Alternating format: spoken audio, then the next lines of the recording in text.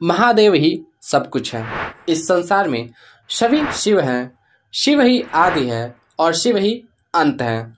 जब जब महादेव की बात करें तो प्रभु के साथ जुड़े नंदी को हम कैसे भूल सकते हैं। जहाँ पर भी भगवान शिव की पूजा होती है उस स्थान पर नंदी को भी याद किया जाता है। हर मंदिर में देखा जाता है कि भगवान शिव के सामने ही उनके वाहन नंदी के मूर्ति की स्थापना होती है। जिस प्रकार भगवान शिव के दर्शन और पूजन का विशेष महत्व है, उसी प्रकार नंदी का भी दर्शन किया जाता है।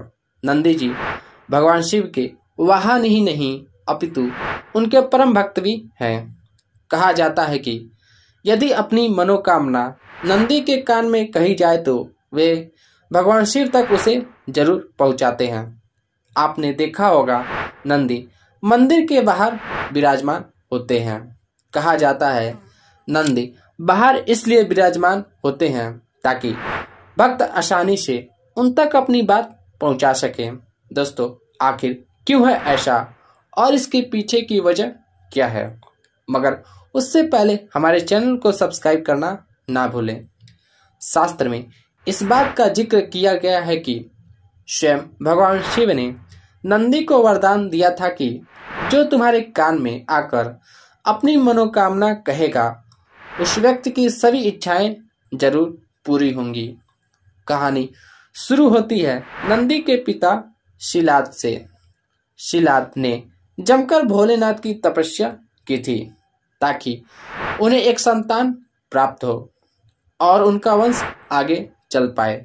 भगवान शिव ने उनके कठोर तपस्या से खुश होकर उन्हें पुत्र रूप में प्रकट होने का वरदान दिया। शिलाद ने बैल जैसा पुत्र मांगा। कुछ समय बाद भूमि जोतते समय शिलाद को एक बालक मिला जिसका नाम उन्होंने नंदी रख दिया। जब नंदी को अपने अल्प आयु के बारे में पता चला तो महादेव की आराधना से मृत्यु को जीतने के लिए वन में चले गए और वहां जाकर उन्होंने शिव का ध्यान करना शुरू कर दिया।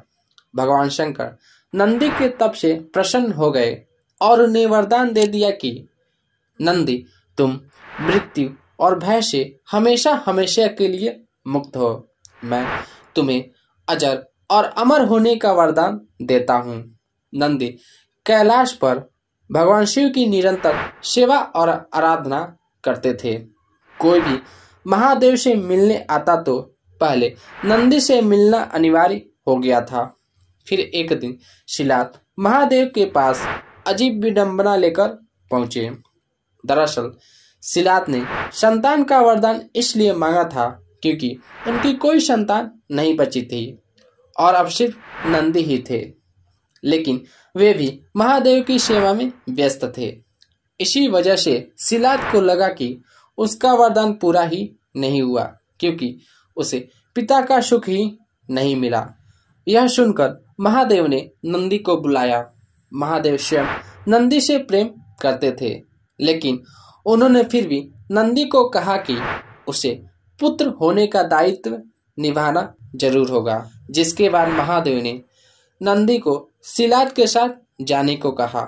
महादेव से दूर होने की पीड़ा नंदी को परेशान करती रही और उसने खाना पीना भी छोड़ दिया।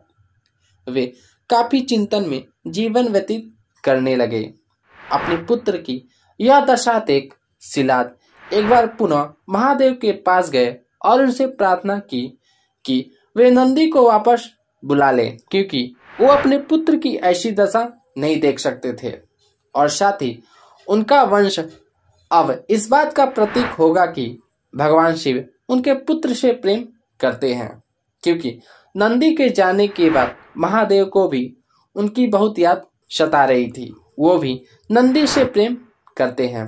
नंदी के साथ उनके प्रेम को देखकर ही महादेव ने उन्हें वरदान दिया था कि कोई भी प्रार्थना महादेव तक पहुंचानी हो तो नंदी के कान में उसे बोल दिया जाए। यह प्रार्थना सीधा महादेव तक पहुंच जाएगी। यहाँ तक कि माता पार्वती ने भी भगवान शिव तक संदेश पहुंचाने के लिए नंदी के कान में ही बोला था। नंदीश्वर भगवान शिव के साथ ही रहते हैं।